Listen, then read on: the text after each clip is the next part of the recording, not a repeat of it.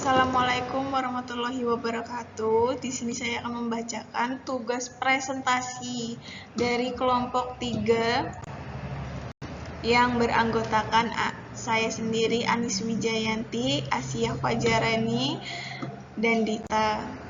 Bab 11, Search and Optimization. Mayoritas dari para pengguna internet ini tentunya sudah tidak asing lagi dengan yang namanya search engine atau mesin pencari, yang fungsi utamanya adalah untuk menemukan data maupun informasi yang diinginkan berdasarkan suatu kata kunci tertentu yang relevan. Hal ini tentu dapat bermanfaat untuk banyak hal. Salah satunya pada saat kita melakukan bisnis.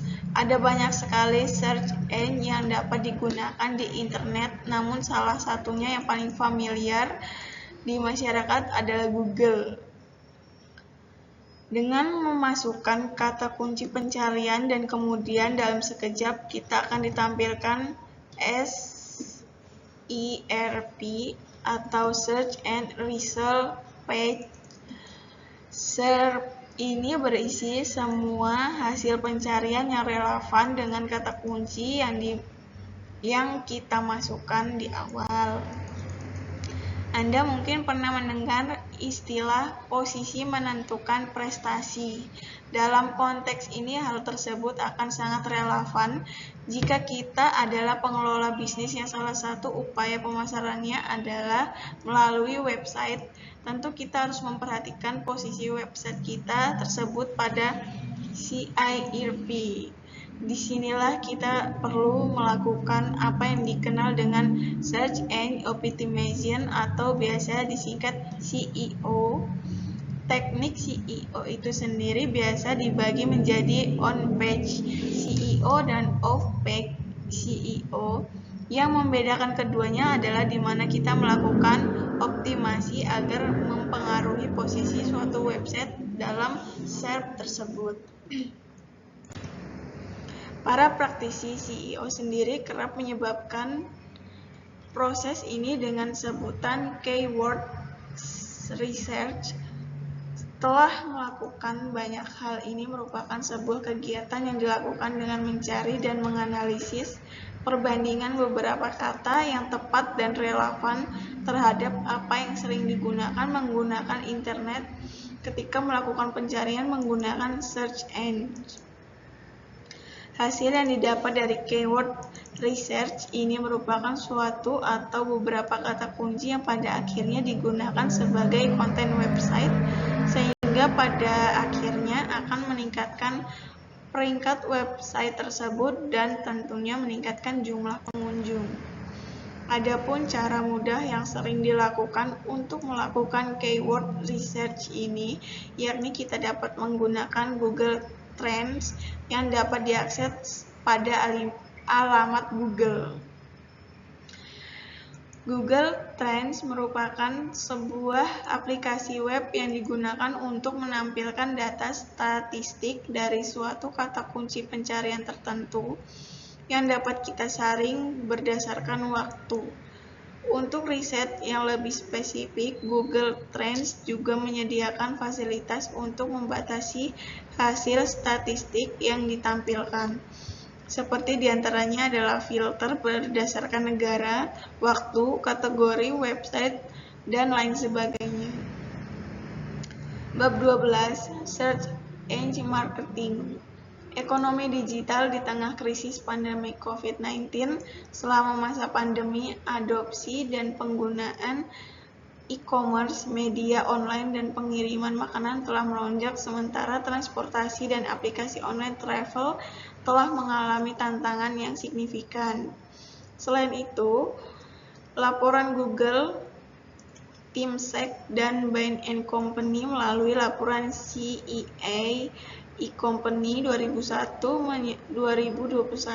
menyebutkan nilai ekonomi digital Indonesia secara keseluruhan memiliki gross marketing senilai 70 miliar dolar AS atau sekitar 994 triliun 14.200 per dolar AS pada tahun 2021. Search and marketing adalah bentuk pemasaran yang dilakukan oleh suatu perusahaan atau organisasi melalui internet untuk meningkatkan visibilitas website di halaman hasil pencarian. Biasanya strategi SEM dilakukan dengan melakukan pembelian trafik khusus dengan cara membayar mesin pencarian.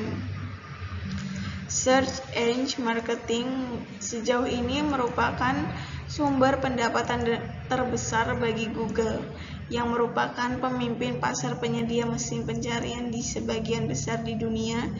Nilai kapitalisasi Google ada di antara dan Microsoft.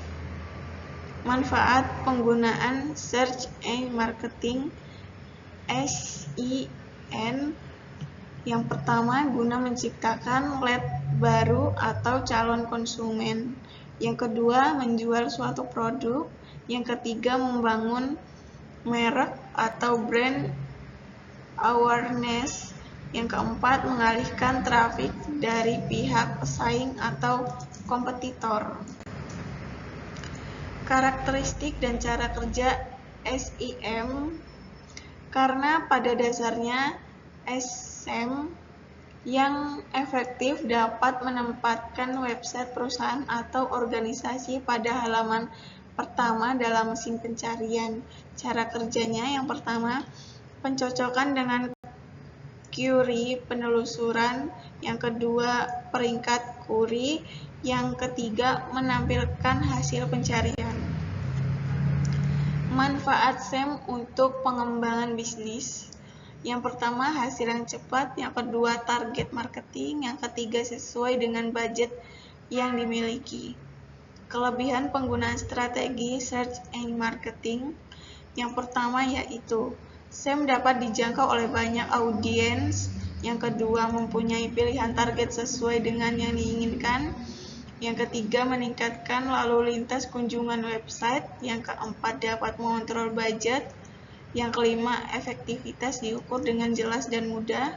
Yang terakhir, memberi kesempatan melakukan pengujian. Kekurangan SEM, yang pertama, kompetitif.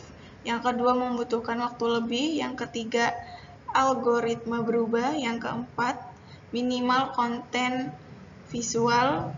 Yang kelima, konten yang dihindari. Yang keenam, visibilitas tidak bertahan lama. Yang terakhir, celah pemborosan biaya. Terima kasih.